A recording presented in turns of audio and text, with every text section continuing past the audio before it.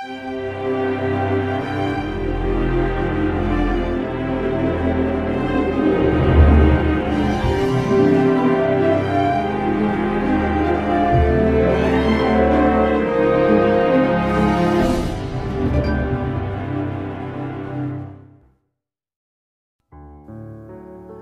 Samuel 13.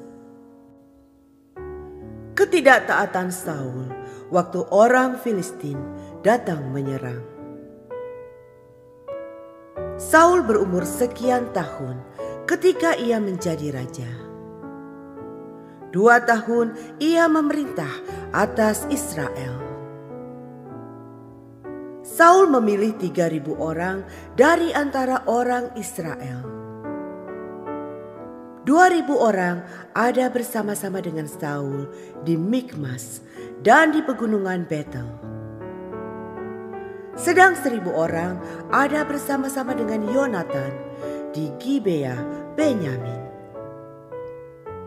Tetapi selebihnya dari rakyat itu disuruhnya pulang masing-masing ke kemahnya. Yonatan memukul kalah pasukan pendudukan orang Filistin yang ada di Geba. Dan hal itu terdengar oleh orang Filistin. Karena itu, Saul menyuruh meniup sangkakala di seluruh negeri.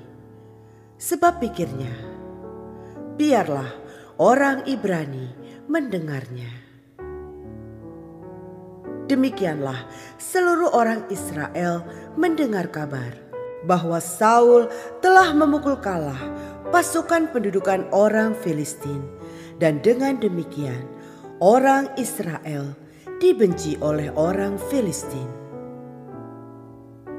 Kemudian dikerahkanlah rakyat itu untuk mengikuti Saul ke Gilgal. Adapun orang Filistin telah berkumpul untuk berperang melawan orang Israel. Dengan 3.000 kereta, 6.000 orang pasukan berkuda, dan pasukan berjalan kaki, sebanyak pasir di tepi laut. Mereka bergerak maju dan berkemah di Mikmas, di sebelah timur Bet Awen. Ketika dilihat orang-orang Israel bahwa mereka terjepit, sebab rakyat memang terdesak, maka larilah rakyat bersembunyi di gua, keluk batu, bukit batu, liang batu, dan perigi. Malah ada orang Ibrani yang menyeberangi arungan sungai Yordan menuju tanah Gad dan Gilead. Sedang Saul masih di Gilgal dan seluruh rakyat mengikutinya dengan gemetar. Ia menunggu 7 hari lamanya sampai waktu yang ditentukan Samuel. Tetapi ketika Samuel tidak datang ke Gilgal, mulailah rakyat itu berserak-serak meninggalkan dia. Sebab itu Saul berkata, "Bawalah kepadaku korban bakaran dan korban keselamatan itu."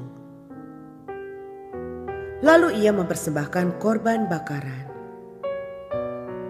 Baru saja ia habis mempersembahkan korban bakaran, maka tampaklah Samuel datang. Saul pergi menyongsongnya untuk memberi salam kepadanya. Tetapi kata Samuel, "Apa yang telah kau perbuat?" Jawab Saul, "Karena aku melihat rakyat itu berserak-serak meninggalkan aku, dan engkau tidak datang pada waktu yang telah ditentukan, padahal orang Filistin telah berkumpul di Mikmas. Maka pikirku, sebentar lagi orang Filistin akan menyerang aku di Gilgal. Padahal aku belum memohonkan belas kasihan Tuhan. Sebab itu aku memberanikan diri, lalu mempersembahkan korban bakaran." Kata Samuel kepada Saul, "Perbuatanmu itu bodoh.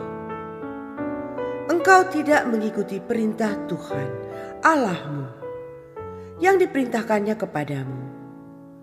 Sebab sedianya Tuhan mengokohkan kerajaanmu atas orang Israel untuk selama-lamanya. Tetapi sekarang kerajaanmu tidak akan tetap.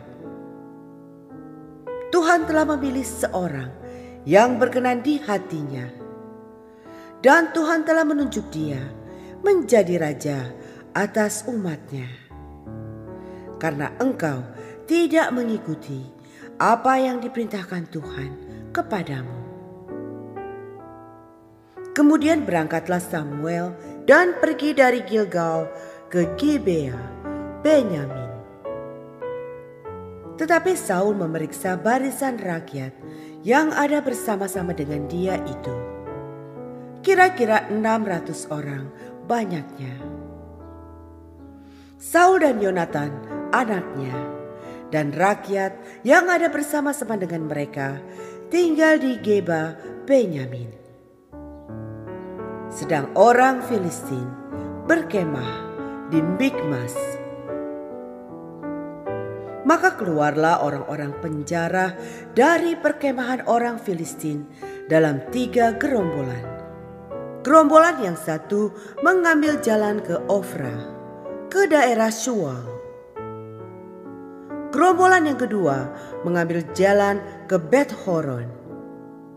Dan gerombolan yang satu lagi mengambil jalan ke perbatasan yang menghadap ke lembah Zeboim, arah ke padang gurun.